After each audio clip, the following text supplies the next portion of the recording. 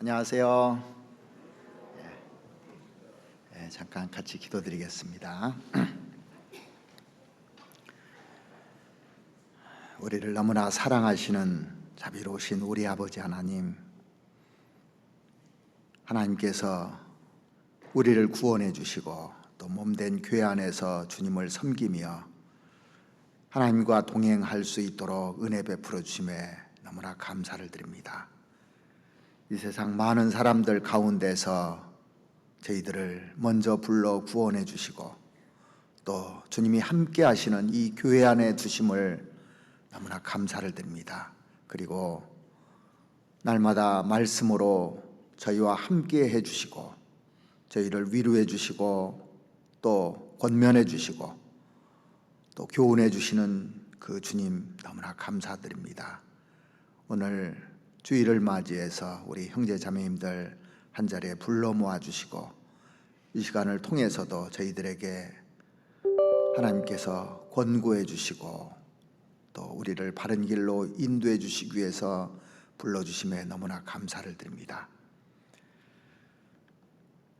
저희가 이 땅에 살면서 하나님과 동행한다는 것이 얼마나 큰 축복인지 늘 감사하며 하나님께 보답하는 양으로 저희들 나머지 인생을 살아갈 수 있도록 주님 도와주시옵소서.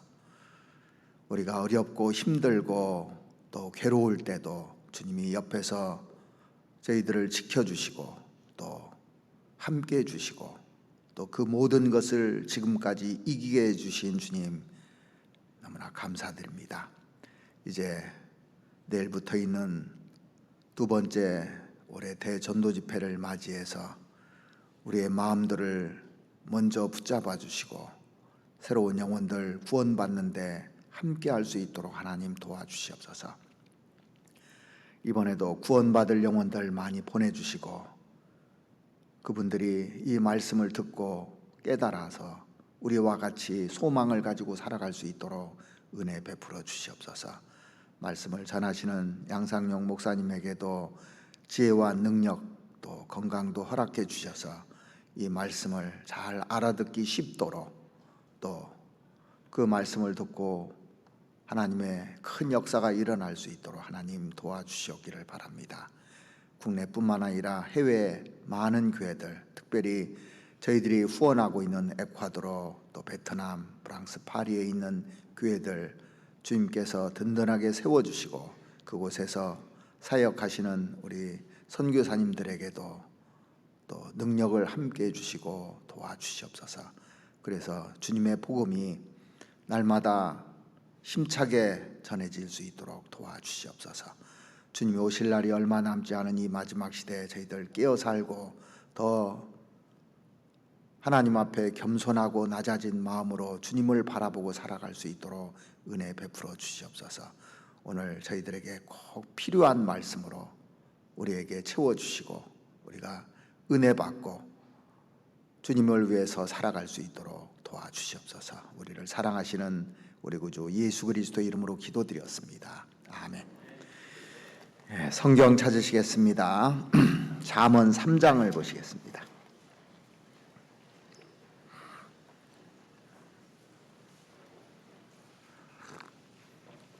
잠언 3장 1절 말씀부터 10절까지 제가 읽어드리겠습니다. 잠언 3장 1절부터 10절까지 보시겠습니다.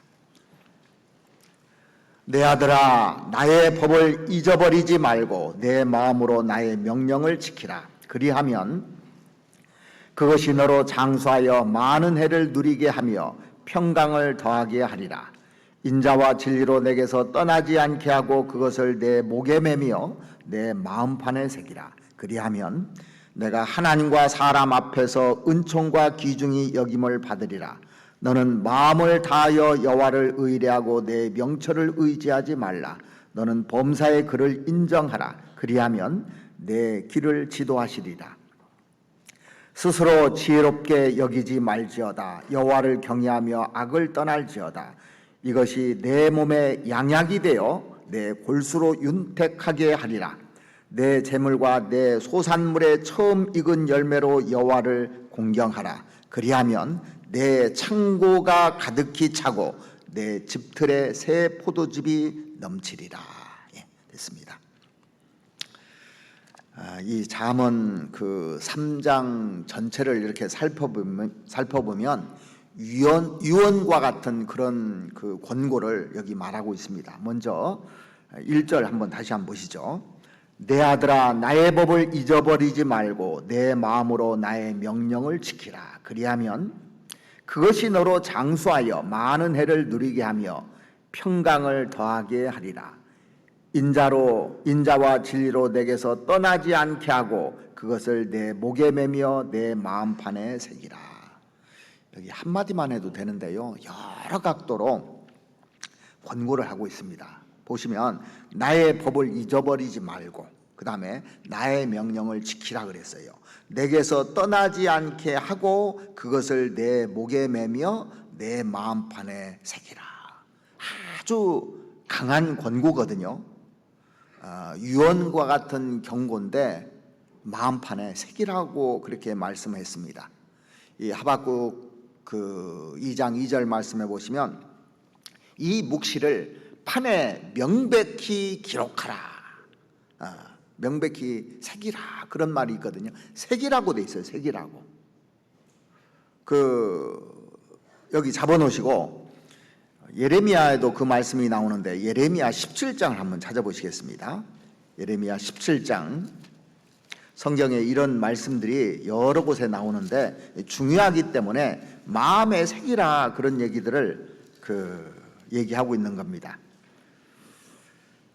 예레미야 17장 1절에 보시면 유다의 죄는 금강석 끝 철필로 기록되되 그들의 마음판과 그들의 단뿔에 새겨졌거늘. 자, 여기 판들이 나오잖아요. 그러니까 이게 나무판이 될 수도 있고 돌판이 될 수도 있고 이게 금속판이 될 수도 있는 겁니다. 판에 새기라는 것은 각인시키라는 겁니다. 각인시키라는 것은 강한 권고잖아요. 그래서 이 성경 여러 곳에 이런 말씀이 나오는데 한 군데 더 보실까요? 잠언 7장을 한번 보시겠습니다. 잠언 7장.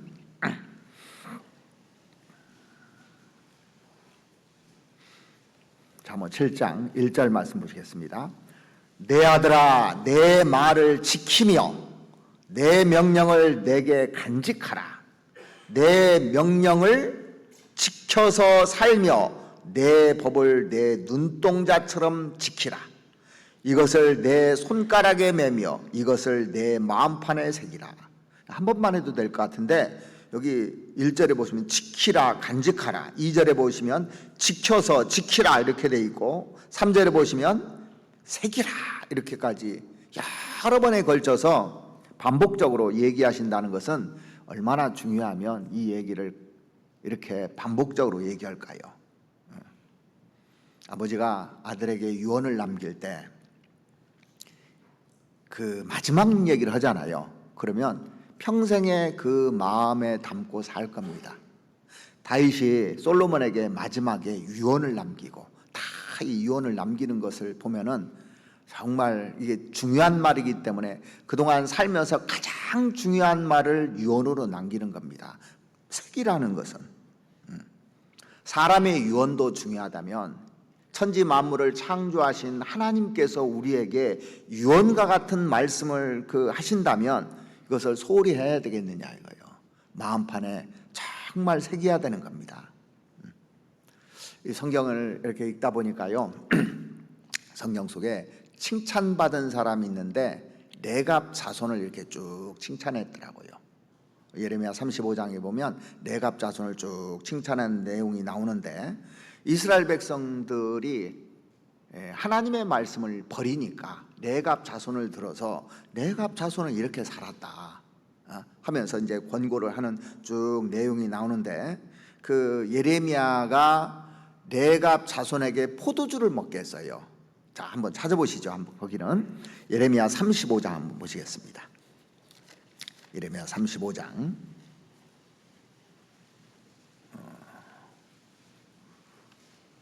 1절 말씀부터 보시겠습니다. 유다 왕 요시야의 아들 여호와김 때 여호와께로서 말씀이 예레미야에게 임하니라. 가라사대 너는 레갑 족속에게 가서 그들에게 말하고 그들을 여호와의 집 한 방으로 데려다가 포도주를 마시오라. 레갑 족속들을 데려다가 포도주를 마시게끔 하라고 이렇게 얘기를 했습니다. 자, 5절에 한번 보시겠습니다. 내가 레갑 족속 사람들 앞에 포도주가 가득한 사발과 잔을 놓고 마시라 권하매 그들이 가로되 우리는 포도주를 마시지 아니하겠노라. 레갑의 아들 우리 선조 요나답이 우리에게 명하여 이르기를 너희와 너희 자손은 영영이 포도주를 마시지 말며 집도 짓지 말며 파종도 하지 말며 포도원도 재배치 말며 두지도 말고 너희 평생의 장막에 거처하라. 그리하면 너희의 우구하는 땅에서 너희의 생명이 길리라 하였으므로 우리가 레갑의 아들 우리 선조 요나답의 우리에게 명한 모든 말을 순종하여 우리와 우리 아내와 자녀가 평생의 포도주를 마시지 아니하며 거처할 집도 짓지 아니하며 포도원이나 밭이나 종자도 두지 아니하고 장막에 거처하여 우리 선조 요나답의 우리에게 명한 대로 다 준행하였노라. 12절 말씀 보시죠. 때 여호와의 말씀이 예레미야에게 임하여 가라사대 만군의 여호와 이스라엘의 하나님이 이같이 말하노라. 너는 가서 유다 사람들과 예루살렘 거민에게 이르기를 여호와의 말씀에 너희가 내 말을 들으며 교훈을 받지 아니하겠느냐? 레갑의 아들 요나답이 그 자손에게 포도주를 마시지 말라 한 그 명령은 실행되도다. 그들은 그 선주의 명령을 순종하여 오늘까지 마시지 아니하거늘 내가 너에게 말하고 부지런히 말하여도 너희는 나를 듣지 아니하도다. 나도 내 종 모든 선지자를 너에게 보내고 부지런히 보내며 이르기를 너희는 이제 각기 악한 길에서 돌이켜 행위를 고치고 다른 신을 좇아 그를 섬기지 말라. 그리하면 너희가 너희와 너희 선조에게 준 이 땅에 거하리라 하여도 너희가 귀를 기울이지 아니하며 나를 듣지 아니하였느니라. 레갑의 아들 요나답의 자손은 그 선조가 그들에게 명한 그 명령을 준행하나 이 백성은 나를 듣지 아니하도다. 하나님의 한탄이잖아요. 레갑의 아들 요나답이 그 자손에게 포도주를 먹지 말라고 명령했는데 그 자식들이 포도주를 먹지 않았다고 실행했다고 얘기했습니다. 요나답은 죽었거든요. 요나답이 경건하게 살았던 사람이었던 것 같아요. 쭉 내용을 보면. 그리고 왜 장막에 거하라고 했느냐? 이 장막에 거하라고 그랬잖아요. 유언처럼 이렇게 남겼습니다. 그럼 뭐냐면 오직 하나님을 의지하고 살라고 유언으로 남긴 겁니다. 그래서 레갑 자손은 포도주를 마시지 말고 장막에 거하라는 그 유언대로 살았다. 그런데 하나님께서 이스라엘 백성들에게 명령을 하는데 하나도 실행하지 않았다고 지금 한탄한 내용이 나옵니다. 그러니까 하나님이 나에게 그 명령하는 것을 내가 실행하고 있는지, 이스라엘 백성들이 그렇게 살지 못하니까 하나님이 한탄하는데 우리도 하나님의 명령대로 안 살잖아요. 하나님이 한탄하시는 거예요. 성경에 한탄하였다는 내용이 많이 나와요. 노아 당시에도 이 세상에 죄악이 관영한 걸 보면서 하나님이 한탄하셨다고 되어 있어요. 사람 지은 것을 한탄했다고 나와 있습니다. 자, 하나님이 우리를 위해서 구원해 주시고 피 흘려서 나를 구원해 주시고 다 줬는데 몸 바쳐서 다 했는데요, 그 유언을 안 듣고 내 멋대로 산다면은 정말 한탄하지 않겠습니까? 우리가 성경을 읽는 것도 필요하고 성경을 듣는 것도 필요한데 중대한 명령들을요 마음판에 새기는 것이 더 중요한 겁니다. 구원을 받은 사람들에게 하나님께서요 중대한 명령을 마음판에 새기라고 여러 곳에 얘기했어요. 자, 구원받으면요 먼저 주님이 구원받은 사람에게 뭐라고 하냐면, 너희는 내가 일러준 말로 이미 깨끗하였으니 내 안에 거하라 그랬어요. 구원받고 나서. 그래서 교회 안에, 그리스도 안에, 구원받은 무리 안에 거하라고 명령했습니다. 이거 마음판에 새기라고 했습니다. 그래서 이런 말씀을요 구원받고 나면 수십 번, 수백 번을 들어요. 제일 중요한 말씀이니까. 예수님께서 이 세상에서 새 계명을 주노니 서로 사랑하라 그랬어요.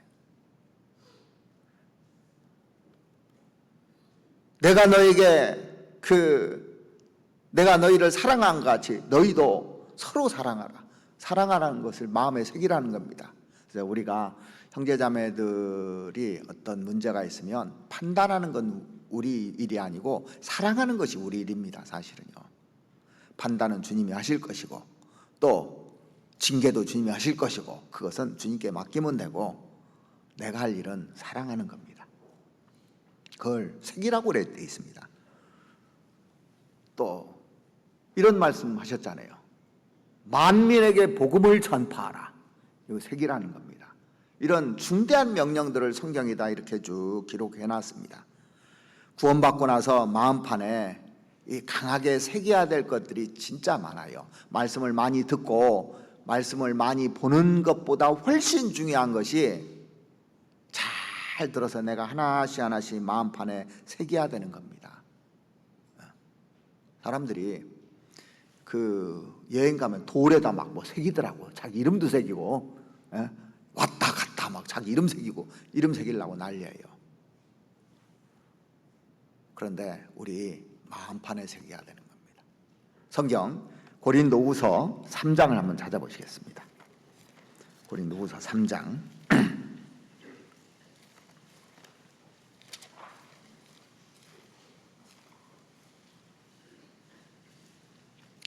3장 3절 말씀 보시겠습니다.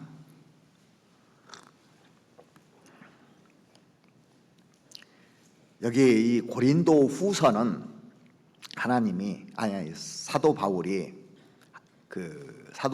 통해서 하나님이 고린도 교회에다 두 번째 편지를 써주는 내용인데, 그 고린도전서를 읽어보면 고린도 교회가 문제투성이잖아요. 그죠? 세상에 이런 기회가 있을 수가 있는가 이럴 정도로 문제투성입니다. 그래서 고린도인들은 잠자는 자들이 많았다는 겁니다. 징계받아서 죽은 사람들도 많은 겁니다. 그런데 하나님 포기하지 않아야 하시고 고린도 후서를 보내주셔요. 그래서 그리스도인이 뭔 줄 아느냐? 그리스도인은 성령을 소유한 사람이다. 그 얘기를 해줘요. 그리고 그리스도인은 어떤 사람이냐? 그리스도의 향기를 내는 사람이다. 2장에는 그 얘기 나오잖아요. 그리고 3장에는 그리스도인이 뭐냐? 그리스도인은 편지다. 그리고 4장에 보면 질그릇에 보배를 가진 사람이다. 계속 그리스도인이 뭔지를 쭉 얘기를 해주는 겁니다. 권고해 주는 내용이에요. 그러니까 사랑하니까 포기하지 않고 이렇게 권고해 주는 내용이 이 고린도 후서입니다. 위로가 되는 겁니다. 자, 여기 3장 3절 보시겠습니다. 너희는 우리로 말미암아 나타난 그리스도의 편지니 이는 먹으로 쓴 것이 아니요. 먹으로 쓴 건 지어지잖아요. 오직 살아계신 하나님의 영으로 한 것이며 또 돌 위에 쓴 것이 아니요. 그것도 사라질 수 있습니다. 오직 육의 신비에 한 것이라. 육의 신비라는 것은 마음판에 성령으로 말미암아 내 마음에 하나님이 심고자 하는 겁니다. 구원받을 때 영혼 속에 각인되는 게 있죠. 구원받으면요, 이 각인되는 게 있어요. 그래서 구원받으면 빠져나가야 안 빠져나가요. 이게 안 빠져나가잖아요. 각인되는 게 있어요. 뭔지 한번 보시겠습니다. 히브리서 8장을 한번 찾아보시죠. 히브리서 8장 8장 10절 말씀 보시겠습니다.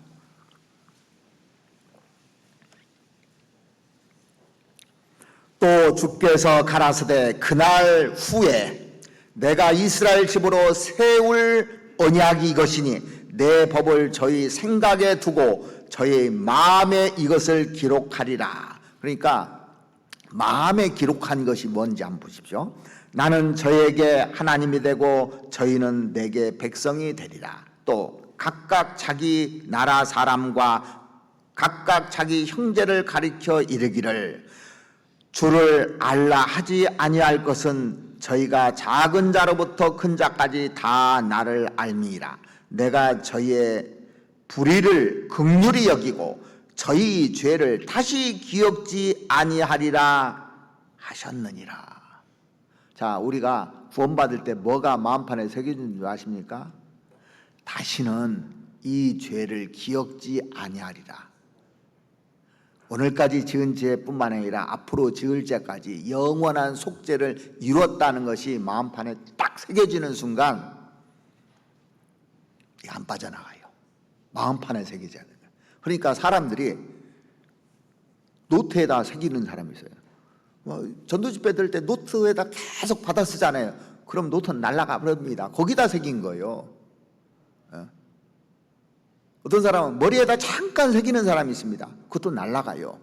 기억은 날아갑니다. 근데 마음판에 새긴다는 것은 경험적으로 한다는 거예요. 이게 나하고 연결되어 있다는 거예요. 그게 안 빠져나가요. 우리가 경험한 것은 내가 고생하면서 경험한 것이 빠져나가야 안 빠져나가요? 안 빠져나가요. 누가 나를 진짜 억울하게 했어. 안 빠져나가. 이게 마음판에 새겨지면. 누가 나를 모욕 했습니다. 안 빠져나가. 이게 잘. 그렇죠? 마음에 새겨져 버리는 거예요. 이게. 그러니까 구원받는 것도 이 마음에 새겨지는 거거든요. 그래서 머리로 알았던 것을 이 가슴으로 오는데 30cm밖에 안 되는데 30년 걸린 사람도 있잖아요. 여기 새겨야 되는 거예요. 히브리서 10장도 한번 보시겠습니다. 히브리서 10장 16절.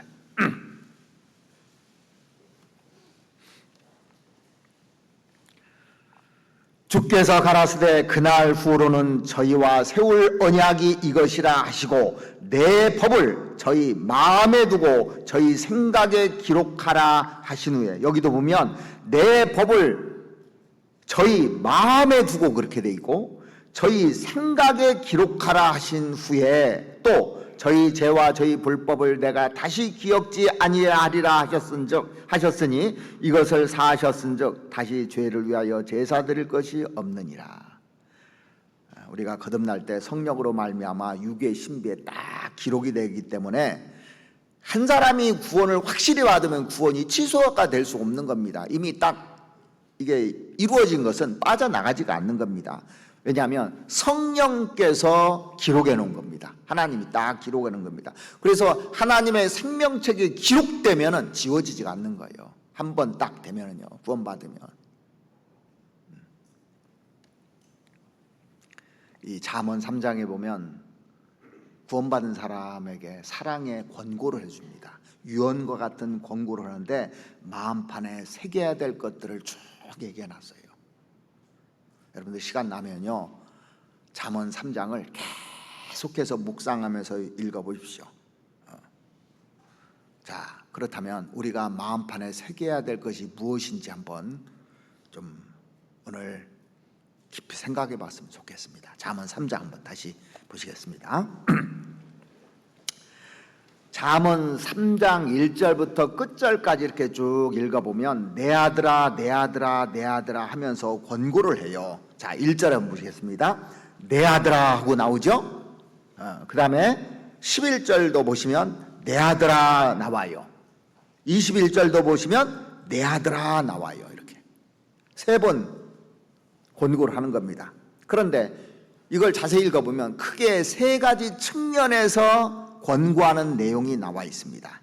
첫 번째는 하나님과 관련해서 권고하는 내용이 나와 있고, 두 번째는 자기 자신과 관련해서 권고하는 내용이 나와 있고, 세 번째는 그 이웃과 관련해서 권고하는 내용이 나와 있는데 여기에서 핵심 구절들이 있어요.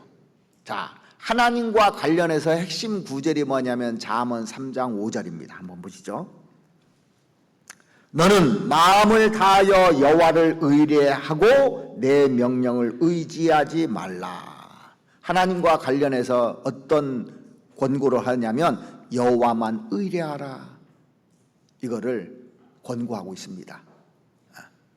그리고 나 자신과 관련해서는 자, 11절부터 20절까지 내용 중에서 가장 중요한 그 구절이 뭐냐면 13절입니다. 지혜를 얻는 자와 명철을 얻는 자는 복이 있나니. 그래서 하나님 앞에 지혜와 명철을 얻어야 된다는 겁니다, 나는. 그리고 또 이웃과 관련해서는 어떤 삶을 살아야 되는가 하면은 27절 말씀을 보시겠습니다. 내 손이 선을 베풀 힘이 있거든 마땅히 받을 자에게 베풀기를 아끼지 말며. 자, 그러니까 하나님이 제일 기뻐하시는 것이 하나님을 의뢰하는 것을 하나님이 제일 기뻐합니다. 그 하나님을 의뢰해서 구원받은 사람이 하나님을 의뢰하고 그리고 자기 자신에게는 하나님이 주시는 그 지혜와 명철로 이렇게 살아갈 때 하나님이 기뻐하시는 겁니다. 그리고 그걸 받았으면 자, 내가 존재하는 목적이 뭐냐면 이웃에게 선을 베풀기 위해서 그렇습니다. 그것이 제일 큰 선이 복음 전하는 거잖아요. 어려운 사람들 그 다음에 도와주는 거고 약한 사람들 세워주는 거고 이런 일을 하기 위해서 우리에게 능력을 주시는 겁니다. 그리하면 어떻게 되느냐? 그리하면 그 답이 총체적인 답이 뭐냐면 4절에 그리하면 내가 하나님과 사람 앞에서 은총과 기중이 여김을 받으리라. 하나님과 사람 앞에서 은총과 기중이 다 누구든지 받을 수 있다는 겁니다. 이런 삶을 살면요. 단지 칭찬하지 않는 사람이 누군 줄 아십니까? 거짓된 종교가들. 그 사람들은 싫어해요. 마귀 편이니까. 누가 그리스도인을 가장 핍박하냐면 거짓된 그리스도인들이, 거짓된 종교가들이 핍박하고 미워하고 하지. 일반 사람들은요, 우리 좋아합니다. 왜? 바르게 살고 정직하게 살고 양심껏 살고 이중인격으로 안 살으니까 좋아해요. 근데 거짓 종교가들이 싫어하는 겁니다. 예수님 당시에도 그랬고 어느 시대도 다 마찬가지입니다. 가정생활도 잘하죠. 직장생활도 잘하죠. 남을 속이기를 합니까? 믿고 맡기면 잘하거든요. 그러니까 다 칭찬들을 해요. 단지 핍박받는 것은 우리가 그리스도를 고수하기 때문에, 진리를 고수하기 때문에 핍박하고 미워하는 겁니다. 그래서 잠언 3장 5절 말씀 보시겠습니다. 너는 마음을 다하여 여호와를 의뢰하고 내 명령을 의지하지 말라. 너는 범사의 글을 인정하라. 그리하면 내 길을 지도하시리라. 스스로 지혜롭게 여기지 말지어다. 여호와를 경외하며 악을 떠날지어다. 자, 그래서 우리가 하나님과 관련해서 생각할 것이 뭐냐면, 하나님과 관련해서는 하나님을 의뢰하는 것이 제일 중요한 겁니다. 하나님 의지하고 사는 것이. 하나님을 마음으로 다 의지해서 사랑하면서 살잖아요. 그러면 우리에게 축복을 내려주시게끔 돼 있습니다. 가장 중요한 것이 뭐냐면 5절에 보시면 너는 마음을 다하여 그랬습니다. 이게 가장 중요한 겁니다. 마음을 조금만이 아니라 다하여 여호와를 의뢰하고 내 명철을 의지하지 말라 그랬습니다. 구원받기 위해서도 너희가 전심으로 나를 찾고 찾으면 만나리라 했잖아요. 전심이라는 단어를 썼어요. 그러니까 신앙생활도 하나님을 믿으면 하나님을 다 의지하는 것이지 자기 생각을 집어넣는 것이 아닙니다. 온전한 순종을 원하는 것이지 부분적인 순종을 원하는 것이 아닙니다. 사울도 부분적으로는 순종했습니다. 온전한 걸 원하는 겁니다. 내가 거룩하니 너희도 거룩할지어다. 그걸 하나님이 원하시는 겁니다. 마음을 다하여 목숨을 다하여 뜻을 다하여 주 너희 하나님을 사랑하라 하는 말이 있잖아요. 그게 맞는 것 같아요. 진짜로. 그러니까 예를 들어서 가정 생활 속에서도 아내와 남편이 있는데 남편이 자기 아내보다 다른 사람에게 눈을 주면 어떻습니까? 두 마음을 품은 거잖아요. 합당치 않은 겁니다, 이게. 아내가 다른 남자에게 관심을 갖고 다른 남자를 더 좋아하면 합당치 않은 거예요. 부모가 자식을 위해서 다 수고했는데요, 자식들이 부모에 대해서 생각도 않는 겁니다. 합당치 않는 겁니다. 일상생활에서도 그렇다면 하나님께서 원하시는 첫 번째가 뭐냐면 너는 마음을 다하여, 이 얘기입니다. 마음을 다하여. 마음 달라는 거예요. 그러니까 사람들이 뭐 주고 자, 남편이 돈 잘 벌어다 줘요. 근데 바람 핀다면 그 남편이 좋냐고요.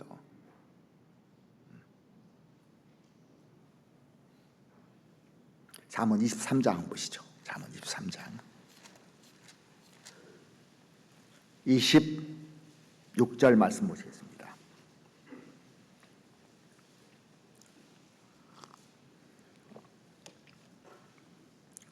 내 아들아, 내 마음을 내게 주며 내 눈으로 내 길을 즐거워할지어다. 여기도 보면 내 아들아 하면서 하나님이 내 마음을 내게 좀 달라.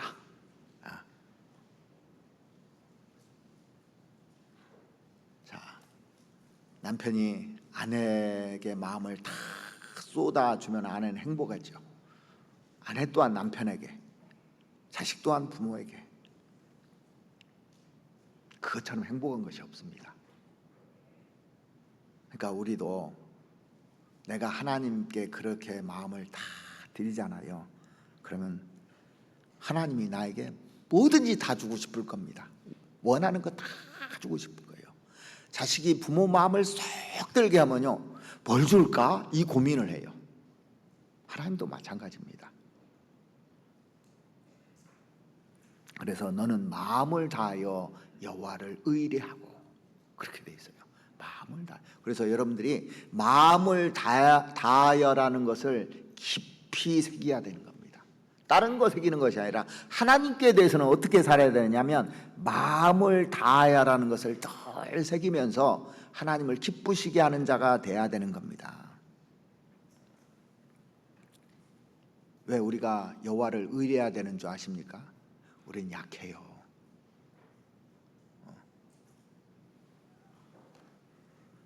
여호와는 강한 분입니다.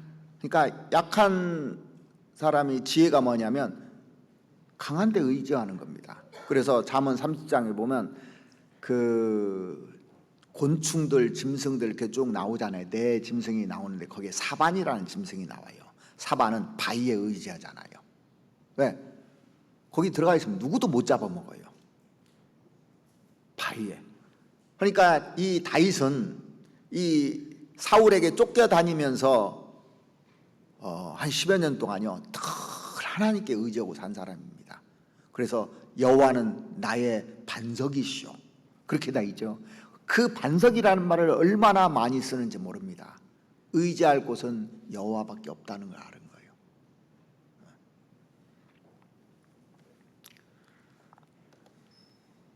우리는 머리털 하나를 이게 치고 검게 할 수 없는 존재잖아요. 얼마나 연약한지를 다윗은 아는 겁니다. 그래서 시편 39편 그 4절 말씀에 보면 우리가 전도집회 때도 많이 듣잖아요. 여호와여 나의 종말과 연한의 어떠함을 알게 하사 나로 나의 연약함을 알게 하소서 그랬어요. 내가 얼마나 연약한 사람인지 알 때 하나님을 의지하게 되는 겁니다. 주께서 나의 날을 손넓이만큼 하게 하시고 주의 앞에 손넓이 많게 하시고 나의 일생이 주의 앞에는 없는 것 같사오니 그랬어요.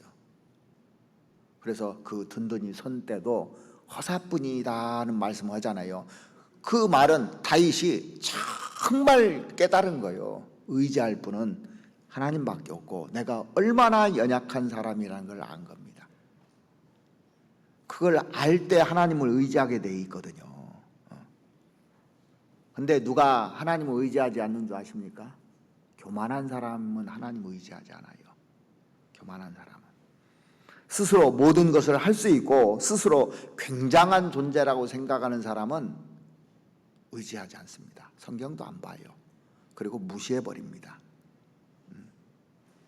네, 하나님 같은 거 필요 없거든요. 세상에 이 잘난 사람들 보십시오. 하나님 의지하지 않죠. 똑똑한 사람들 보십시오. 하나님 의지하지 않죠.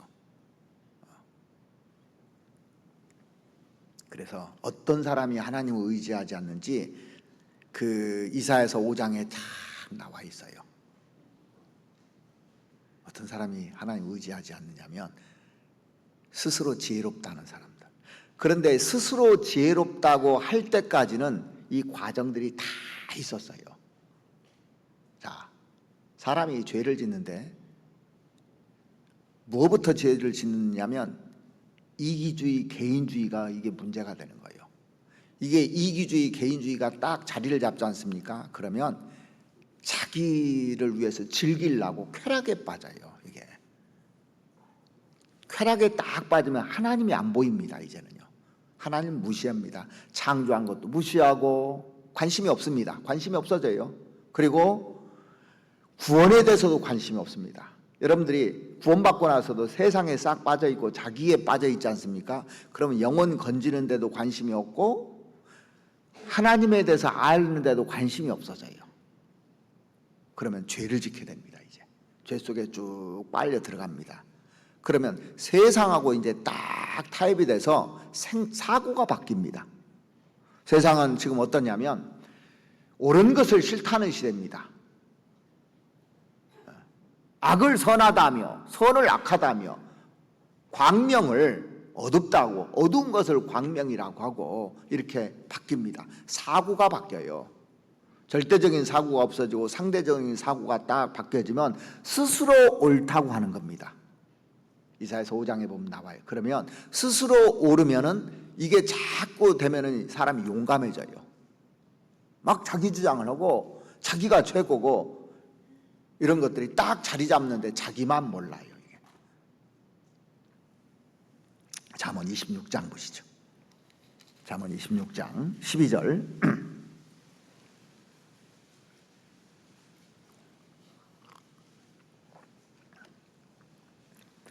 내가 스스로 지혜롭게 여기는 자를 보느냐 그보다 미련한 자에게 오히려 바랄 것이 있느니라.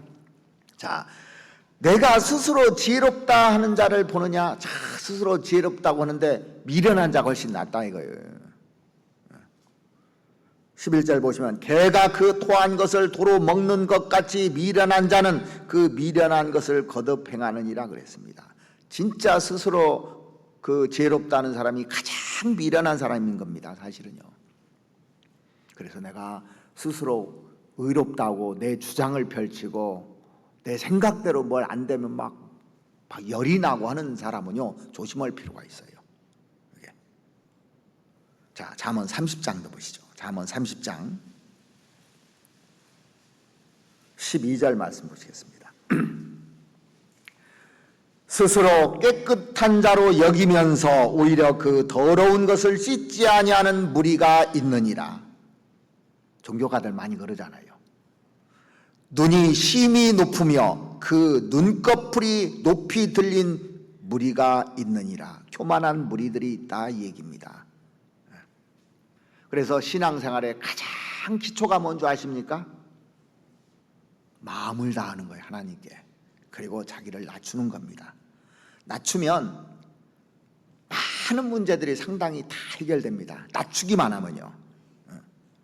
그래서 마음의 문제가 가장 중요한 겁니다. 사람이 마음을 높이잖아요. 아무것도 못 깨달아요. 마음이 딱 높아지면 자기가 일단 안 보입니다. 자기가 어떤 행동을 하는지 안 보여요. 마음이 높아지면. 마음을 낮추지 않습니까? 많은 문제들이 다 해결된다니까요. 문제가 안 됩니다. 문제가. 그래서 구원받은 사람에게 가장 중요한 게 뭐냐면 첫 번째도 겸손이고 두 번째도 겸손이고 세 번째도 겸손이에요. 그러니까 말도 조심해야 되고 행동도 조심해야 되고 조심하는 게 최고입니다. 왜? 하나님 앞에서는 조심하는 게 최고예요. 북한에 김정은이 옆에 있으면요 조심하는 게 최고예요. 그죠? 조심하는 게 최고예요. 졸거나 또 말 한마디 잘못은 그날 죽는 겁니다. 거기서는 말 않고 조심하는 게 최고잖아요. 그래서 신앙생활을 하다 보니까 야, 이거 조심하는 게 최고구나 이게 느껴집니다. 참으로 마음을 낮춰보지 않습니까? 형제자매들이 귀하게 보입니다. 이게요, 마음을 낮추면요. 부모가 마음을 낮추잖아요. 자식이 귀하게 보여요. 마음을 높이잖아요. 자식을 함부로 합니다. 그럽니다. 함부로 해요. 마음을 딱 높이면요. 마음을 이렇게 딱 낮추고 보면 주변 사람들이 다 필요한 사람이요. 마음을 높이면 다 문제 있는 사람들이에요. 사람이 없어, 사람이요. 교제할 사람이 없다고 하잖아요. 마음이 높아져서 그래요. 마음을 낮추면 전부 다 필요하고 다 나에게 중요한 사람들입니다. 이거 마음판에 새겨야 되는 겁니다. 가정에 문제가 있다고 해봅시다. 어떤 문제들이 있을 수 있잖아요. 가정에서 교만해지면 전부 다 남의 탓으로 돌립니다. 그리고 핑계를 대요. 교만해지면. 그런데 마음을 낮추면 자기를 반성합니다. 내가 뭐 문제가 있는 거 아닌가? 나에게도 많은 결점이 있는데 나 때문에 그런 것이 아닌가? 내가 바르게 살지 못해서 그러지 않은가? 이런 것들을 자꾸 보게 됩니다. 마음을 낮추면. 마음을 낮추면 자기가 보이고, 마음을 높이면 남한테 핑계대고 또 남의 탓으로 돌리는 겁니다.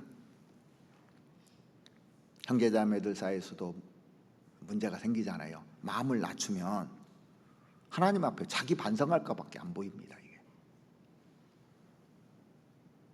여호와를 의뢰하라는 것은 마음 낮추란 얘기예요. 다른 말로 바꾸면. 가만히 생각해 보십시오. 우리가 마음 낮추잖아요. 이 간증할 때 형제자매들이 간증하는 것이 마음 낮추면 은혜롭게 들려요. 마음이 참 높아지잖아요. 저것도 간증이라고 하나 이렇게 생각합니다.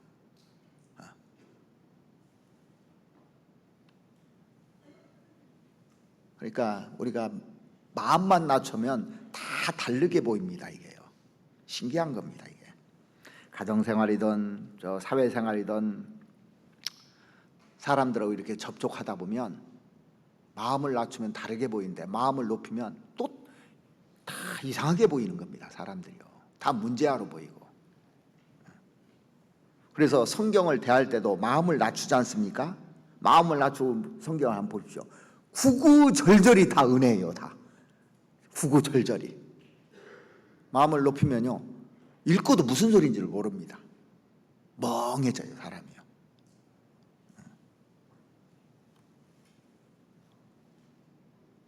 그래서 여호와를 의뢰하라는 것이 한마디로 딱 정의하면 내 마음 낮추라는 얘기예요. 내가 그렇게 살고 있는지 한번 쭉 생각해 봐야 되는 겁니다. 너는 마음을 다하여 여호와를 의뢰하고, 바꿔 말하면 너는 마음을 다하여 내 전심을 다하여 너 낮추고 살아라는 얘기예요. 이걸 마음판에 새기라고 그랬습니다. 이거 유언입니다. 사실은요.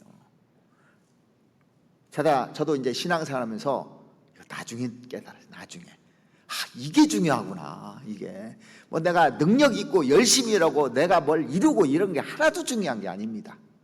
이게 중요한 게 아니에요. 마음을 낮추고 하나님을 기쁘시게 하는 게 중요한 거예요. 어느 일을 하든지 성과를 많이 내고 막 대단한 일을 하고, 하나님은 그 뭐 한 방에 할 수 있는 분입니다. 그거 원하는 게 아닙니다. 마음판에 이거 새겨야 되는 겁니다. 자, 그러면 우리가 마음을 낮추고 하나님을 의뢰하려면 알아야 될 것이 어떻게 해야 하나님을 의뢰하는지 이 방법을 알아야 되잖아요. 어떻게 하면 마음을 낮추는지. 하고 싶죠. 나도 그렇게 살고 싶잖아요. 그런 마음은 구원받았다면 다 있습니다. 근데 방법을 모르는 거예요. 자, 마음을 낮추려면요, 하나님이 어떤 분인지를 알아야 되는 겁니다. 정확하게 하나님이 어떤 분인지 알으면 마음 딱 낮춰져요. 자, 그러니까 북한의 김정은을 알면 마음이 그냥 낮춰집니다. 알면. 안 그러겠습니까? 그냥 낮춰져요. 딱 알기만 하면. 근데 우리가 하나님을 안다고 하지만 하나님을 진정으로 알지 못하니까 내 눈에 가까이서 하나님이 김정은처럼 안 보이거든. 그러니까 하나님이 김정은만 못하 훨씬 못하는 겁니다. 사실은요. 그러니까 조심하지 않는 거예요. 이게 함부로 하고. 제가 저번에도 한번 얘기했죠. 형제자매들 부를 때 이름 부르지 말라고. 이름만 부르지 말라고. 왜? 마음이 높아져서 막 해대는 겁니다. 자, 김정은 있으면 김정은 그러겠습니까? 김정은 뭐 위원장이 뭐 수식어를 많이 붙이겠습니까? 하지 말라고도 붙여요. 그러니까 무시하는 겁니다. 사실은요. 제가 예전에 어떤 형제님이 어이 그러더라고. 어이 누구 하면서 이름 부르는 거예요. 근데 엄청 교만해지는 거예요. 제가 옛날에 처음 목회를 하는데요, 구역 모임을 갔습니다. 나이 많으신 분이에요. 구역장인데 이름도 안 잊어버려요. 어이 창현이 그러더라고, 구역장한테. 그래서 제가 이렇게 얘기했거든. 아이고 저 형제님, 구역장인데 어이 형제님 뭐예요? 좀 구역장이 뭐다는 거예요. 형제님이랑 붙여놓으면 뭐 이렇게 붙여주셔야지. 그랬더니 구역 모임 할 때 저를 계속 째려보는 거예요. 잊혀지지가 않아요. 그래서 제가 참 잘해야 되겠구나. 그거 보면서 마음에 새겨졌어요. 무시하지 말아야 되겠구나, 사람을. 어떤 사람은 직장생활 오래 하다 보면 상사들이요, 자기 직원 다루듯이 해요. 직원 다루듯이. 그거 진짜 교만한 겁니다, 사실은요. 이런 걸 잘해야 되는 거예요. 마음 높아지면 하나도 안 깨달아져요, 성경이요. 배우면 배울수록 소용이 없습니다. 이런 거 마음판에 새기셔야 됩니다. 우리 그렇게 할 거죠? 네, 그렇게 한번 해봅시다. 여호와를 의뢰하기 위해서는 여호와가 얼마나 강한 분이신지를 우리가 알아야 되는 겁니다. 시편 24편 한번 찾아보시겠습니다.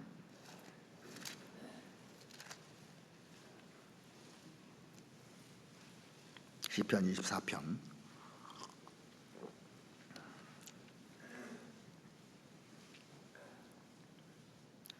문들아, 7절입니다. 문들아 너희 머리를 들지어다. 영원한 문들아 들릴지어다. 영광의 왕이 들어가시리로다. 영광의 왕이 니시뇨 강하고 능한 여호와시오 전쟁에 능한 여호와시리로다. 자, 문들하는 것은 우리 마음 문을 얘기하는 겁니다.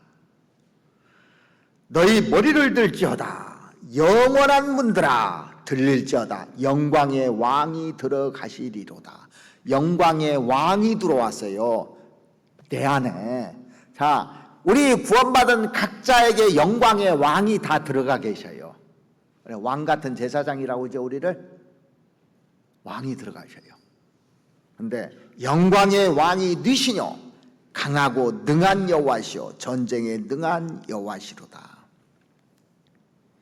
왜 사람들이 사람을 기대하고 의지하냐면 하나님이 별것 아니기 때문에 사람들을 의지하는 겁니다. 하나님이 엄청난 분이라면 그걸 딱 아는 순간 사람은 딱 의지하게 돼 있어요. 그래서 시편 9편 10절 말씀해 보시면 여호와여 주의 이름을 아는 자가 주를 의지하오리니 그랬어요.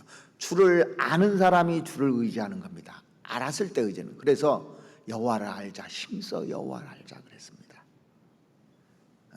힘써 여호와를, 하나님에 대해서 아는 만큼 낮아져요. 아는 만큼 의뢰합니다.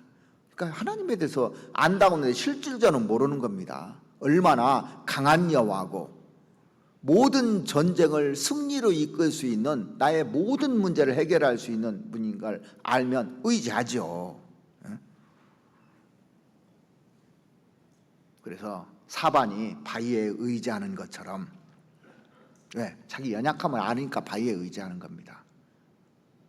우리도 하나님을 아는 만큼 자기가 의지하게 돼 있어요. 이사야서 45장 한번 보시겠습니다. 이사야서 45장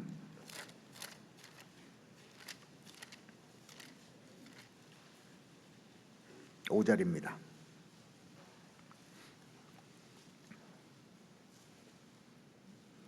나는 여호와라, 나 외에 다른 이가 없나니 나밖에 신이 없느니라. 그러면서 12절에 보시면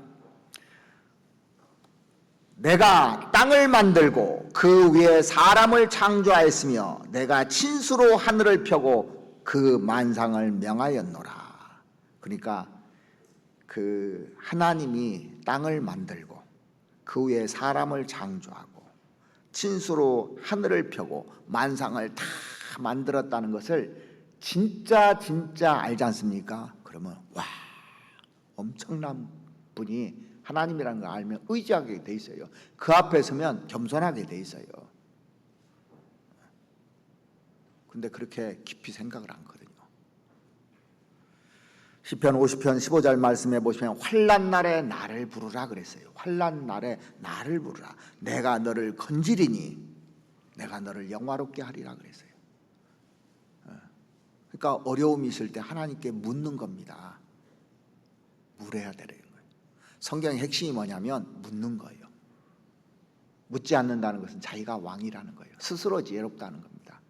이스라엘에 왕이 없으므로 자기 소견에 옳은 대로 행하였더라고 사사기 끝장에 나오죠.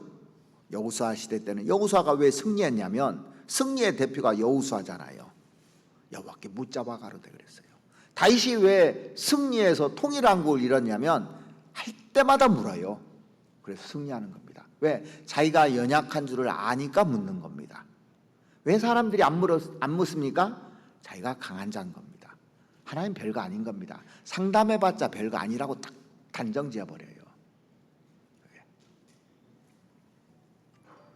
자, 그래서 내가 어려울 때 위로하는 자는 나연을 성경에 그렇게 돼 있잖아요. 위로가 필요할 때 사람에게 달려갈 것이 아니라 하나님을 의지해야 되는 겁니다. 고난과 위로가 필요할 때 하나님을 의지해야 되는 겁니다. 내가 어렸을 때 부모님이 다 해주는 줄 알았어요. 다 해줄 줄 알았어요. 나이가 커서 보니까 해줘야 못 해줘요. 못 해준다는 걸 아는 겁니다. 위로가 안 된다는 걸 알아요. 자, 사람이 다 위로할 것 같은데 어떤 사람이 아들이 죽어버렸어요. 누가 와서 위로를 해도 위로가 안 됩니다. 어떻게 해야 위로됩니까? 살려줘야 위로가 돼요. 그렇죠?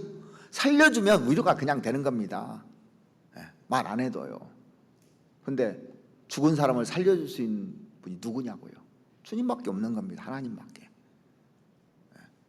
나의 모든 문제를 해결해 줄 수 있는 것이 하나님이기 때문에 하나님을 아는 만큼 묻게 돼 있고 의뢰하게 돼 있고 내 뜻대로 안 하게끔 돼 있습니다. 성경 마태복음 11장 28절 말씀해 보시면 수고하고 무거운 짐진 자들아 다 내게로 오라고 그랬어요. 다.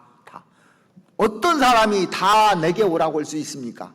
그 짐을 다 담당해 줄 사람이 누가 있겠느냐고. 세상에 한 명도 없습니다. 그렇게 얘기할 수 있는 사람이 하나도 없어요. 다. 그래서 여호와를 의뢰하라는 것은 여호와께 맡기라는 겁니다. 물으라는 거예요. 해결해 준다는 겁니다. 어려운 문제가 있습니까? 위로받을 문제가 있고 하나님께 물어봐요. 하나님이 답을 다 해주시는 겁니다. 이사야서 51장 한번 보시죠. 이사야서 51장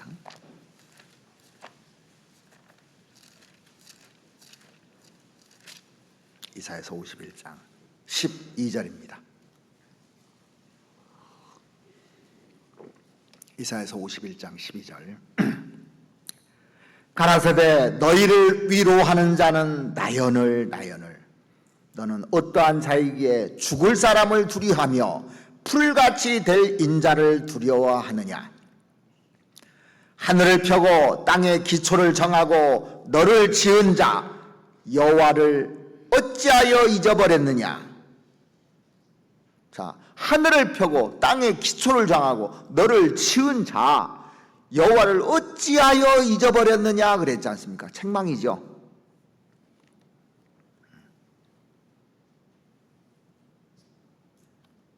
자, 이사야서 40장도 한번 보시겠습니다.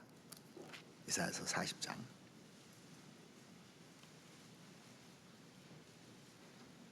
26절 한번 보시죠.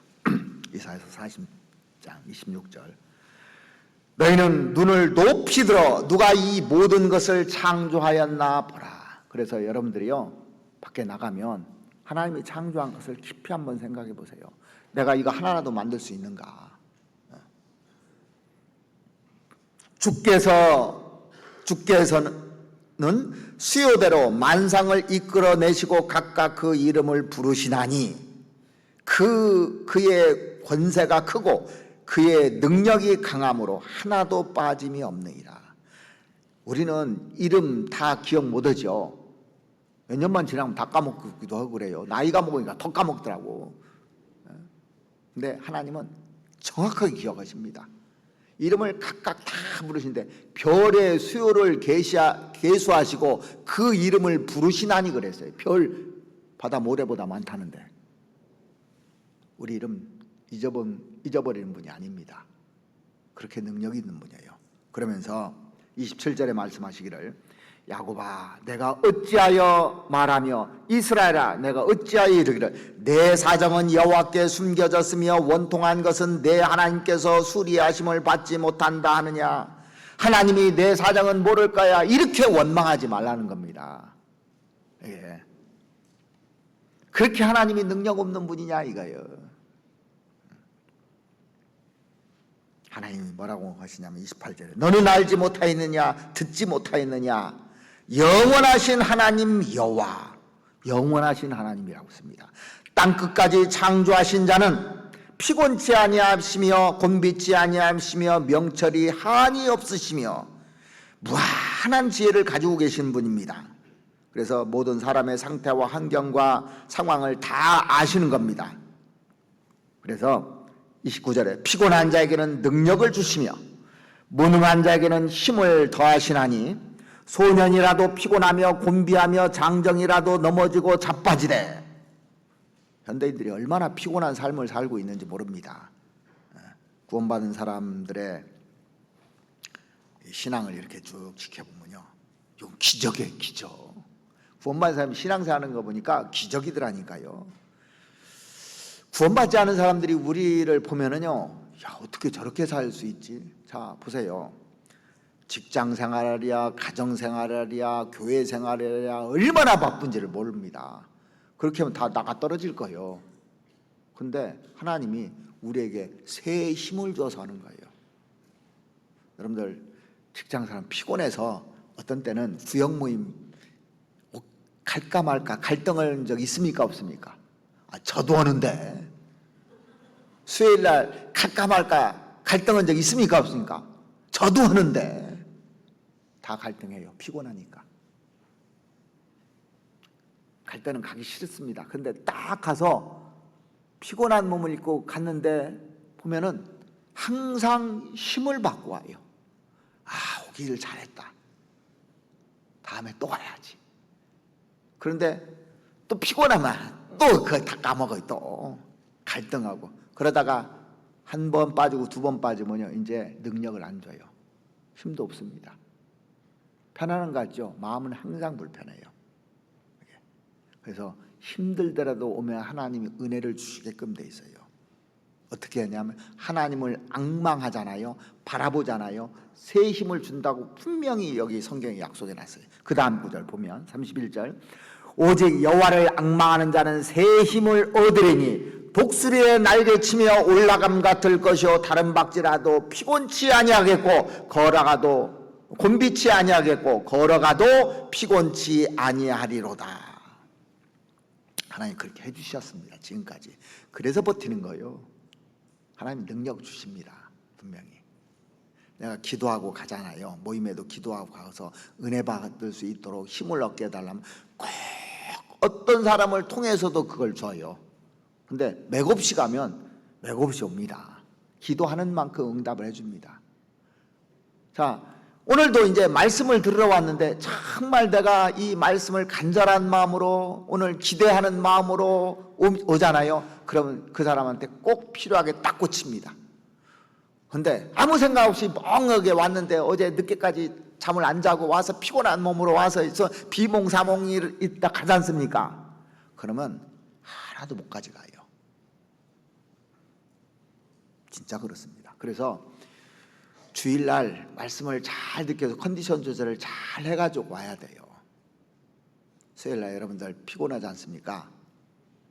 막 직장생활하고 와서 딱 앉으면 졸릴 수 있어요. 밥 먹자마자 앉으면 딱 졸리면 처음부터 거의 끝까지 졸아요. 눈은 떠 있는데 안 들어옵니다. 제가 그래서 이렇게 얘기해요. 그렇게 피곤하면 말씀이 시작됐어도 5분이고 10분이고 자다 오라고, 졸다 오더라고. 어디 가서 괜찮다고. 그러면 나머지 다 들을 수 있어요. 그런데 비몽사몽해서 계속 있으면 계속 이러다 갑니다. 그러면 왔는데 속상해요. 오기는 왔는데. 그러니까 컨디션 조절을 잘 하는 것도 지혜입니다. 그러니까 특별히 주일날 아침에는 잘 들을 수 있도록 컨디션 조절을 잘 해야 돼요.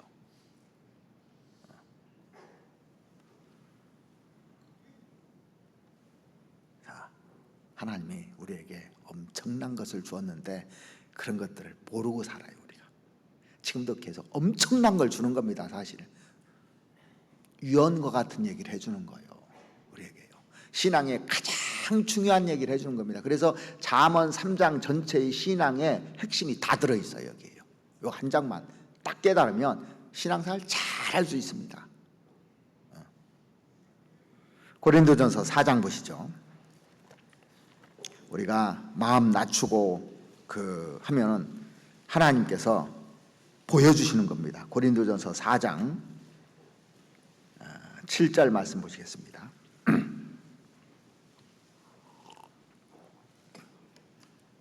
누가 너를 구별하였느뇨? 내게 있는 것 중에 받지 아니한 것이 무엇이뇨? 내가 받았은즉 어찌하여 받지 아니한 것 같이 자랑하느뇨? 제가 사실 이렇게 쭉 보니까요, 내가 안 받은 것이 하나도 없더라고. 다 받은 거예요. 몸 내가 만든 겁니까? 받은 겁니까? 이거 받은 거예요. 어떤 사람 머리 좋은 사람 있잖아요. 머리 좋은 거 자기가 머리 좋게 만들었습니까? 하나님 준 겁니까? 다 받은 거예요. 어떤 사람은 건강한 사람이 있어요. 튼튼하고 건강한 사람. 자기가 뭐 해서 건강한 겁니까? 다 받은 거예요. 특별히 돈 잘 버는 능력을 타고난 사람들이 있어요. 그 신명기에 보면은 이스라엘 백성들을 하나님께서 머리가 좋게 하고 돈 버는 능력을 줬잖아요. 그래서 들었건대 내 마음과 내 마음에 이르기를 내 능과 내 손으로 손의 힘으로 내가 이것을 얻었다 할까 하노라 그랬습니다. 이스라엘 백성들이 내 하나님을 기억하라고 그랬습니다. 하나님 기억하지 않고 자기가 잘해서 돈 버는 줄 아는 겁니다. 그가 내게 재물 얻을 능을 주셨습니다. 딱 돼 있어요. 그러니까 우리가 돈 잘 버는 능력이 있는 사람이 있습니다. 그 능력을 주는 겁니다. 머리 좋은 거요? 능력 주는 거예요. 건강한 거? 능력 주는 겁니다. 하나님이 내게 능력 주시는 자 안에서 내가 모든 것을 할 수 있다고 암송 다 하잖아요. 근데 하나님이 능력 주시는 새까맣게 까먹고 자기가 받아서 자기 잘해서 잘하는 줄 착각하는 겁니다. 자, 우리가 지금 누리고 쓰는 모든 것이 하나님이 주어서 하는 겁니다. 시간 주어서 쓰는 거예요. 지금요. 재능 주어서 쓰고 물질 주어서 쓰는 거예요. 자기가 잘해서 자기 것이 아닙니다. 이게요.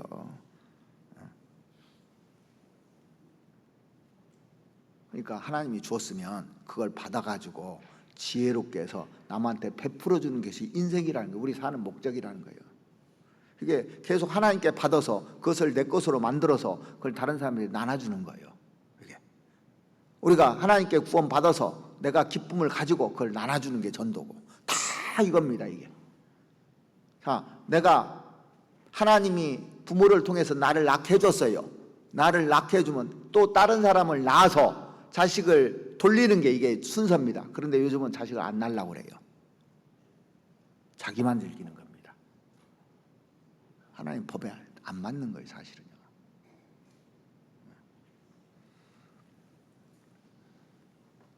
자, 시편 9편 한번 보시죠.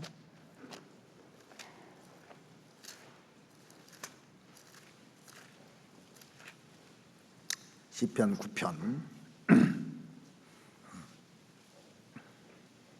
10절 말씀 보시겠습니다. 여호와여, 주의 이름을 아는 자는 주를 의지하오리니 이는 주를 찾는 자들을 버리지 아니하심이니이다. 여기 보시면 여호와여, 주의 이름을 아는 자는 주를 의지하오리니, 그러니까 이 다윗이라는 사람이 주님을 아는 거예요. 어떤 분인지 아니까 어디서든지 의지하잖아요. 자기 생각대로 안 씁니다. 자기 지혜로 하지 않아요. 항상 하나님을 의지한 겁니다.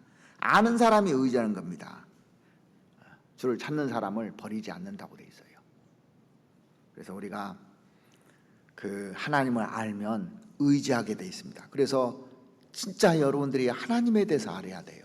무엇보다도 하나님이 얼마나 능력이 있으시고 강하시고 나의 모든 것을 해결해 줄 수 있는 분인지를 알아야 되는 겁니다. 그래서 너는 마음을 다하여 여호와를 의뢰하고 내 명철을 의지하지 말지니라 그랬습니다.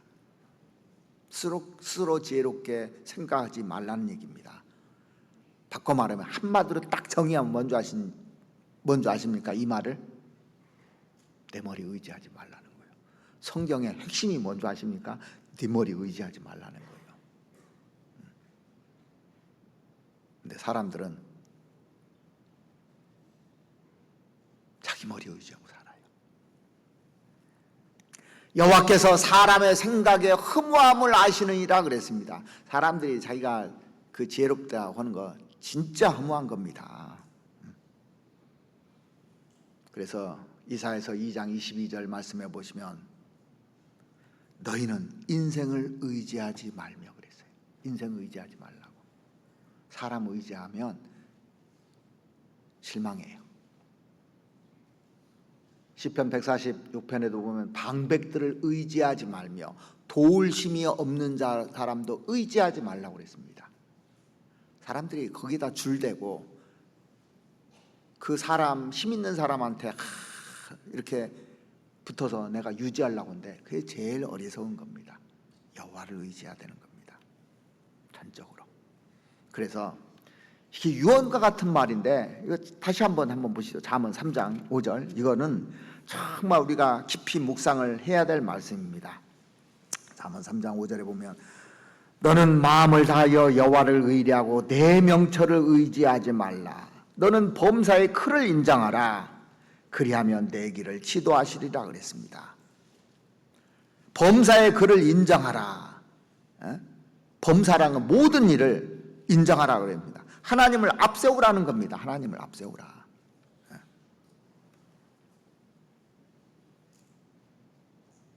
나를 앞세우지 말고 하나님을 제발 앞세우라. 그 다윗은 하나님을 앞에다 늘 모시고 살았어요. 성경 한번 찾아보실까요? 시편 16편에 보면 시편 16편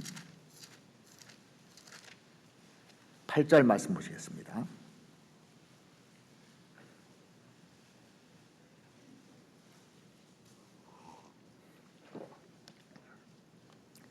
내가 여호와를 항상 내 앞에 모심이여 그가 내 우편에 계심으로 내가 요동치 아니하리로다.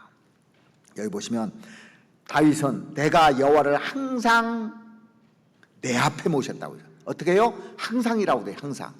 한 번만이 아니라 항상 내 앞에 모심이요. 그러니까 항상 여호와께 물었던 거예요. 그가 내 우편에 계심으로, 우편에 계신다는 것을 안 겁니다. 알아요. 그러니까 내가 요동치 아니하리라 했습니다. 뒤가 아니라 앞이라고 되어 있습니다. 뒤가 아니라 앞. 자, 시편 116편도 한번 보시죠. 116편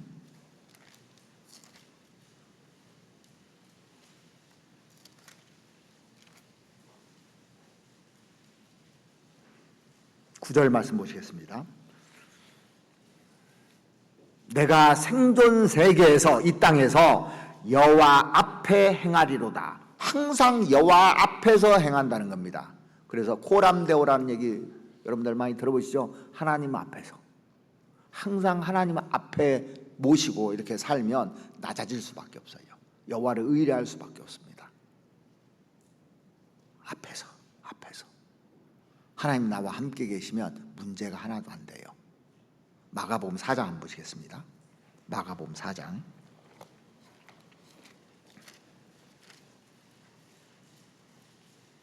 마가복음 4장 35절부터 보시죠.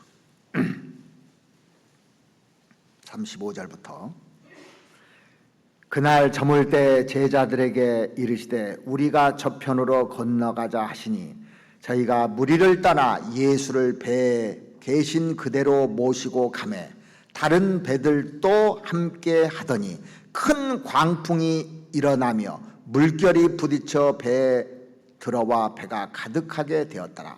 예수께서는 고물에서 베개를 베시고 주무시더니 제자들이 깨우며 가로되 선생님이여 우리가 죽게 된 것을 돌아보지 아니하시나이까 하니 예수께서 깨어 바람을 꾸짖으시며 바다더러 이르시되 잠잠하라 고요하라 하시니 바람이 그치고 아주 잔잔하여지더라. 자, 여기 보시면 36절에요. 저희가 무리를 떠나 예수를 배에 계신 그대로 모시고 가매. 예수님 바로 앞에 있잖아요. 모시고 가는데 뭐 파도가 일턴 뭐 무슨 상관이 있겠냐. 예수님만 있으면.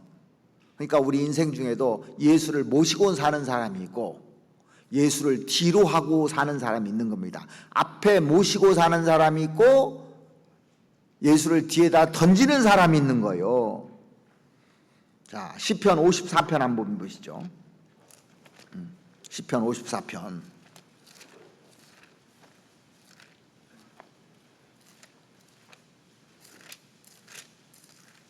54편 3절 말씀 보시겠습니다. 외인이 일어나 나를 치며, 이 다윗을 치는 겁니다.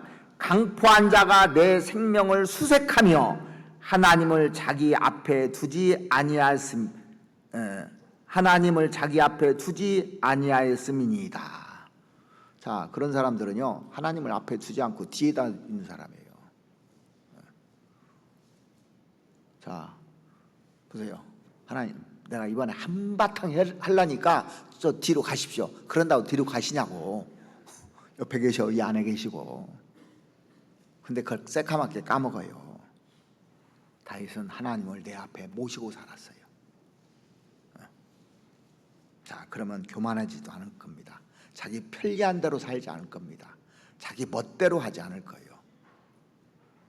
여러분들 신앙생활 잘하려면 정말 하나님을 알아야 되는 겁니다. 아는 만큼 신앙생활 잘할 수가 있어요. 겸손하게 할 수가 있고 함부로 하지 않습니다. 내 멋대로 살지 않아요. 범사의 모든 일에 그를 인정하고 살면 하나님이 내 길을 다 지도해 주시는 겁니다. 범사에 하나님을 인정하라는 것은 기도하라는 겁니다. 하나님께 의지하라는 겁니다. 하나님과 의논하고 하나님께 묻고 범사에 그를 인정하라, 앞세우고 살라, 그렇게 돼 있어요. 그러면 낮아질 수 있어요. 자, 하나님 옆에 있는데요 막 해야 되겠습니까? 안 해야 되겠습니까? 안 해요. 못 해요. 이걸 다 까먹는 겁니다.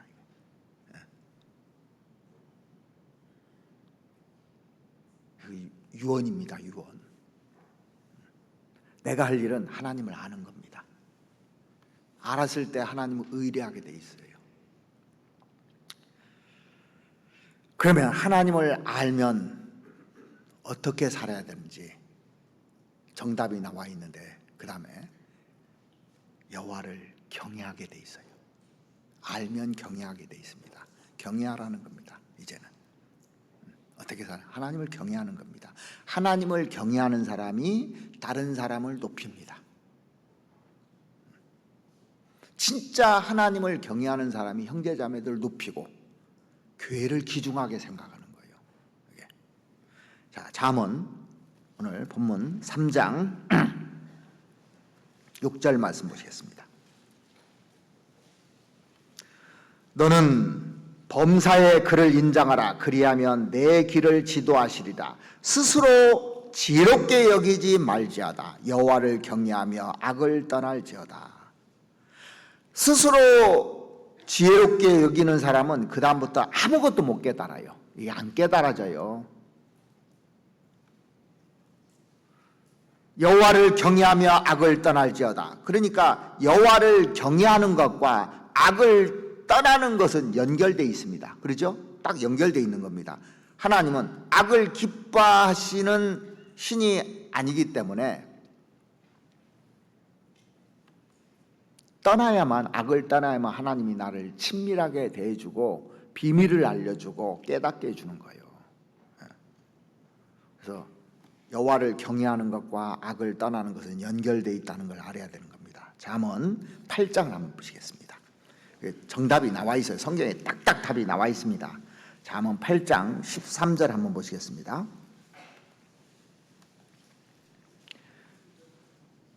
여호와를 경외하는 것은 뭐라고 되어 있냐면 악을 미워하는 것이라 딱 연결되어 있죠.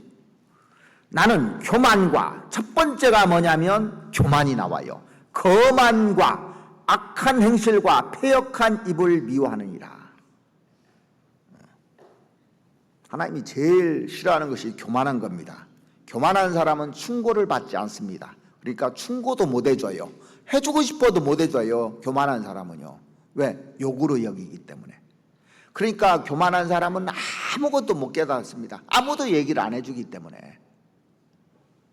하나님 말도 안 듣는데 누구 사람 말 듣겠습니까?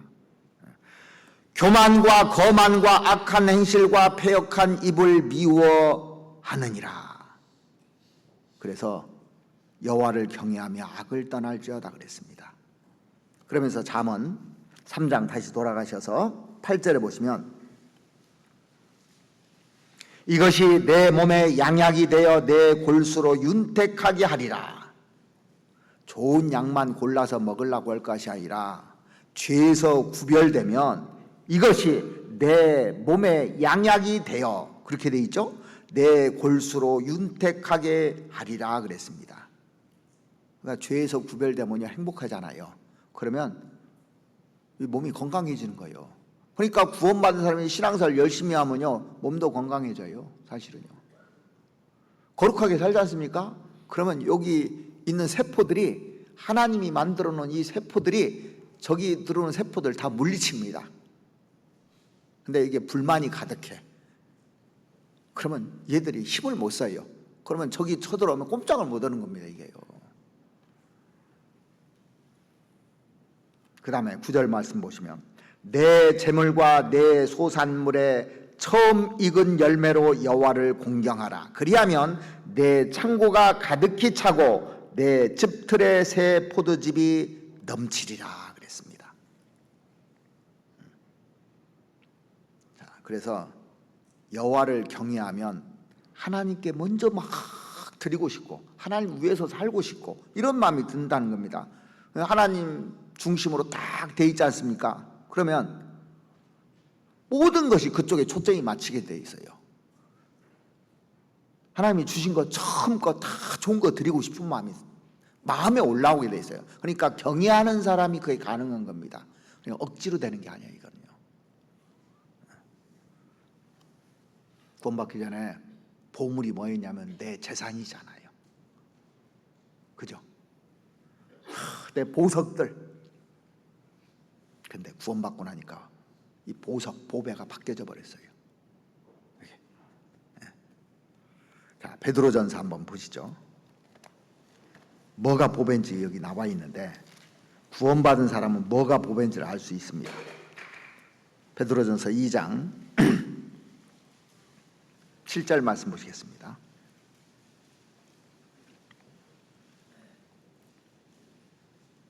그러므로 너희 믿는 너에게는 보배이나 믿지 아니하는 자에게는 건축자의 버린 그 돌이 모퉁이의 머릿돌이 되고 또한 부딪히는 돌과 거치는 반석이 되었도다. 자, 이 보배가 누구냐면 예수님이거든요. 6절에 보시면 경에 기록하였으되 보라 내가 택한 보배롭고 요긴한 모퉁이 돌을 시온에 두었노니 예수님이죠. 저를 믿는 자는 부끄러움을 당치 아니하리라 하였으니 그러므로 너의 믿는 너에게는 보배이나 그렇게 돼 있습니다. 그러니까 구원받고 나면 예수님 보배가 되는 거예요. 그래서 학개서 2장에 보면 예수님을 만국의 보배라고 돼 있어요. 만국의 보배예요. 그래서 고린도후서 4장에 보면 질그릇에 보화를 가졌다고 그랬습니다. 예수님이 들어와 있는 거예요. 구원받았을 때. 내 안에 보배가 들어온 겁니다.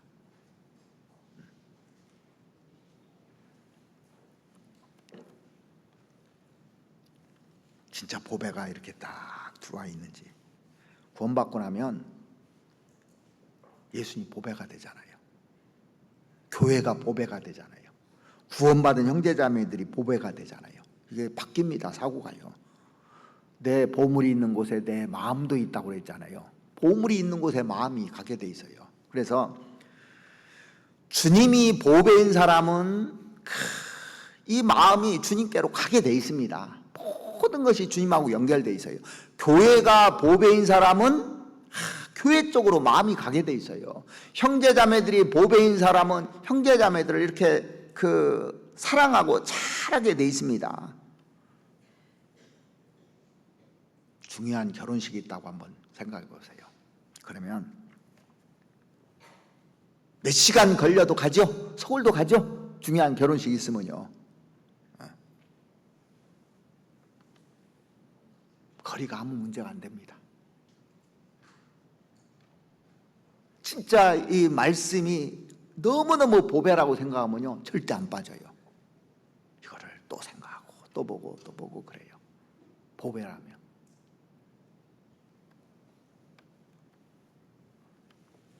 이 마음이 가는 곳에 몸이 따라가게 돼 있습니다. 그래서 몸이 따라오는 걸 보면 그 사람 마음이 어떤지 금방 압니다.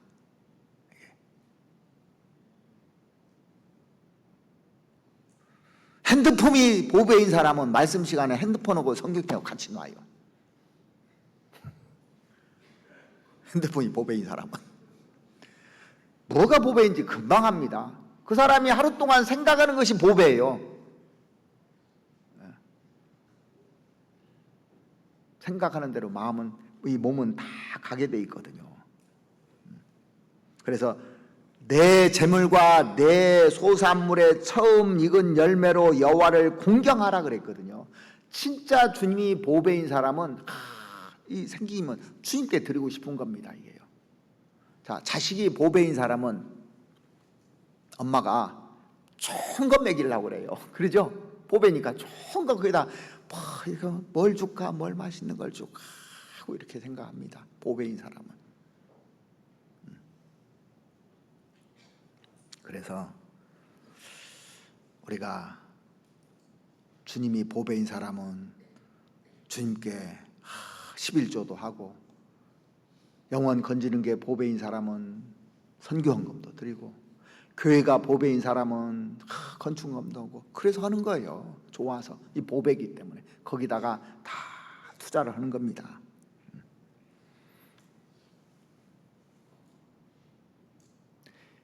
이게 형제자매들이 보배인 사람은요, 형제자매들 밥 사주는데 인색하지 않아요. 대접하는데 인색하지 않아요. 절대. 복음에 관심 있는 사람은 거기다 돈 쓰는데 인색하지 않아요. 그 영원히 보배인 걸 아는 사람은요, 거기다 투자하게 돼 있어요. 그러니까 사람에게요, 돈을 주어 보면 그 사람이 누군지 안답니다. 어디다 쓰는지 보면 안다는 거예요. 그 돈을. 돈 쓰는 거 보면 그 사람이 어디에 보배가 있고 어디에 마음을 두는지 아는 겁니다. 하나님 그걸 다 보시고 계시는 겁니다. 그리고 거기에 따라서 은혜를 주시고 축복을 주시고 넘치게 해준다고 약속을 해놨어요. 여기 성경에. 자, 오늘 잠언 3장 한번 다시 한번 보시죠.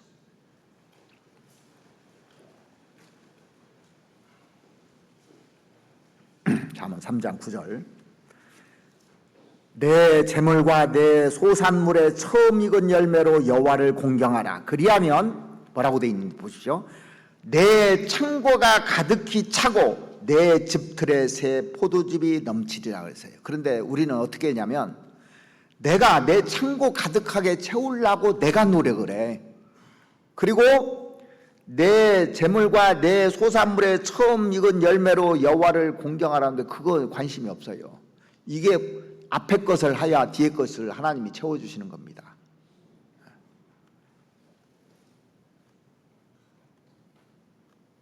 물질을 하나님께 드리는데 인색한 사람은요, 하나님도 다 계산해서 그대로 해줍니다. 그러니까 정말 주님께 잘 열심히 드리는 사람이요, 다 잘되게 만들어 주더라고요. 이렇게 하나님이 건강도 지켜주시고 또 할 수 있도록 능력도 주시고 계속 할 수 있도록. 응? 자, 그래서 우리가 신앙생활인데 마음을 다하는 게 중요한데, 마음을 다하려면 여호와를 의뢰하려면 하나님을 알아야 돼요. 아는 만큼 할 수가 있습니다. 그래서 그 축복을 받으면 그걸 막 주고 싶은 마음이 생깁니다. 이렇게 쭉. 우리가 형제자매들 잘해야 되는 이유가 뭔지 아십니까? 세상 사람들은요, 만나다가도 안 만나도 괜찮아요. 그러죠? 안 만날 수도 있지 않습니까? 그런데 우리는 영원히 만나야 돼. 예? 외면해도요, 천국 가서 영원히 만나야 돼. 그러니까 지금부터 잘하세요. 형제자매들한테 진짜 잘하세요. 귀하게 생각하세요. 무시하지 말고, 함부로 하지 말고. 내가 하는 하나하나가 다 상으로 바뀝니다. 냉수 한 그릇도 그 상을 잃지 않는다고 했는데, 내가 힘이 있을 때 그 잠언 3장 27절에 보시면 내 손이 선을 베풀 힘이 있거든, 그렇게 돼 있어요. 있거든. 있을 때 마땅히 받을 자에게 베풀기를 아끼지 말고, 내가 시간이 있을 때 시간을 주었잖아요. 그러면 하나님께 드리고 또 다른 영혼들 건지는 데 드리고, 내가 재능이 있으면 주님의 몸된 교회를 위해서 사용하고, 그러니까 그냥 교회에서 왔다 갔다 하지 마시고 찬양대 봉사도 하시고 교회학교 봉사도 하시고 봉사 찾아서 해야 되는 겁니다. 이게. 지금도 아는 분이 있으면 찾아서 하세요. 내 손이 선을 베풀 힘이 있거든 마땅히 받을 자에게 베풀기를 아끼지 말고 그랬습니다.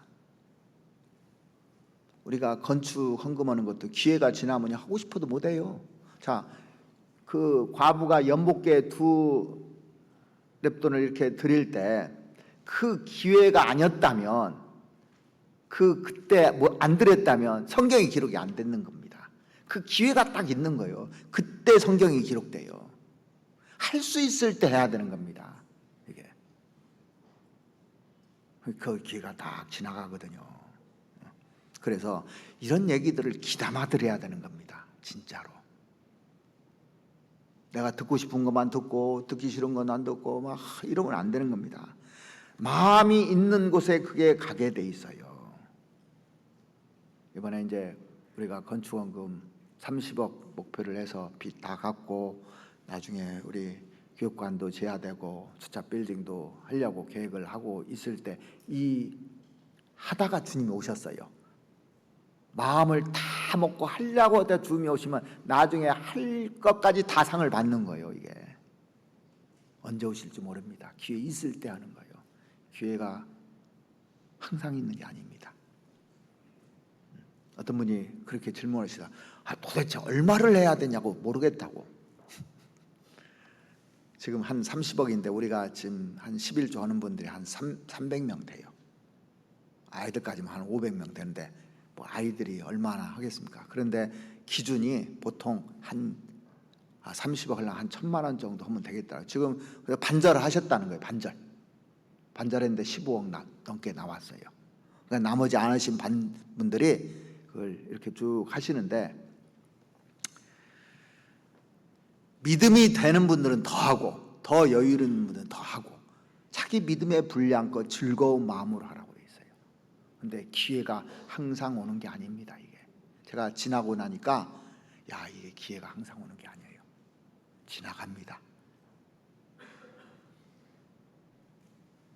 제가 예전에 또 그런 얘기 한 적이 있을 겁니다. 어떤 분이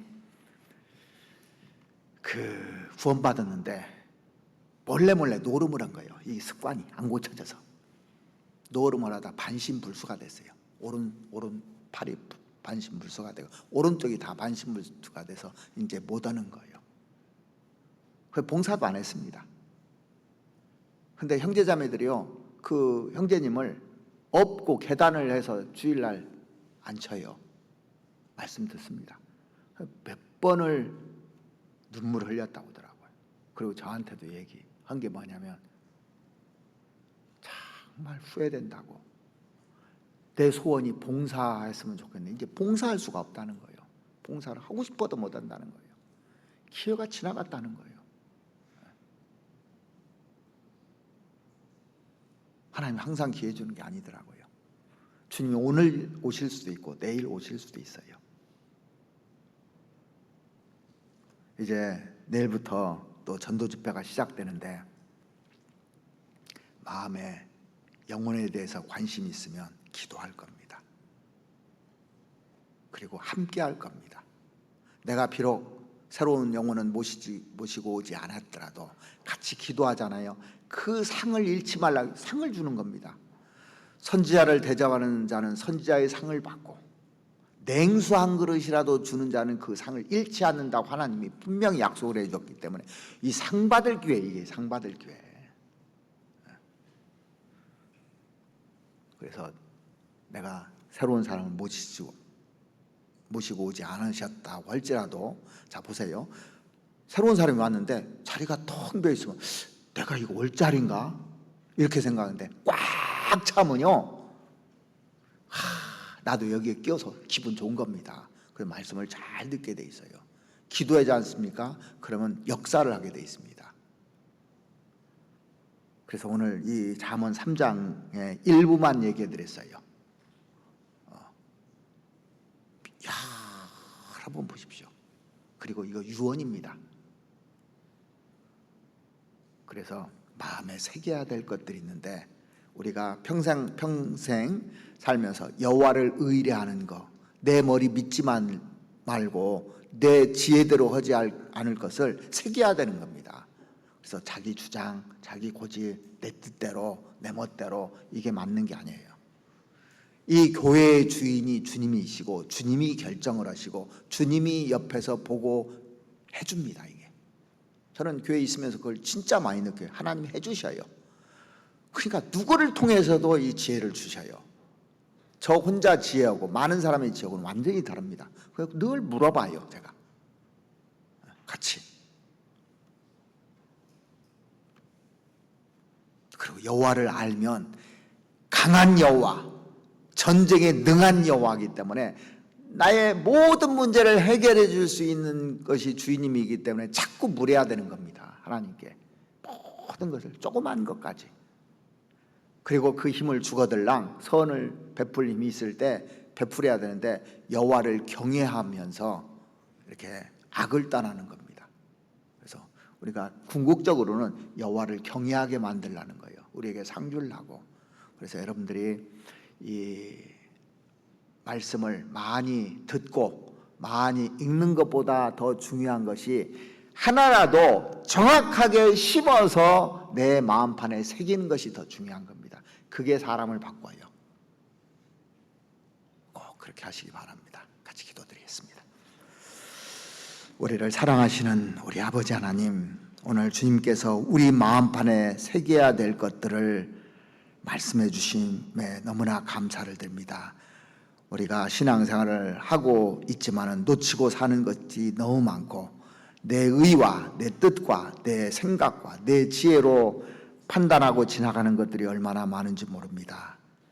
그러나 우리가 여호와를 의뢰하라는 것은 내 머리를 믿지 말고 내 지혜대로 하지 말라는 이 유언과 같은 말씀을 우리 마음판에 새길 수 있도록 주님 도와주시옵고, 또 여호와를 아는 만큼 주님을 의뢰하기 때문에 우리가 여호와를 더 많이 알 수 있도록 하나님께서 문을 열어주시고 또 우리에게 그것을 깨닫게 도와주시옵기를 바랍니다.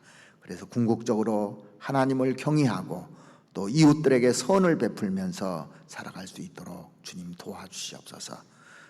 우리가 왜 사는지, 사는 목적이 무엇인지, 어떻게 살아야 될지에 대해서 가르쳐 주시는 주님, 우리가 이 말씀을 마음판에 새기고 나머지 생을 살아갈 수 있도록 은혜 베풀어 주시옵기를 바랍니다. 내일부터 있는 전도집회 우리 식구들 다 참석하고 함께 할 수 있도록 주님 도와주시옵고, 또 새로운 영혼들이 다 구원받을 수 있도록 도와주시옵소서. 그리고 우리가 계획하고 있는 건축 헌금에 모두가 다 참여해서 하나님께 영광을 돌리고 하나님께 우리도 축복받을 수 있도록 은혜 베풀어 주시옵기를 원합니다. 우리를 사랑하시는 우리 구주 예수 그리스도 이름으로 기도드렸습니다. 아멘.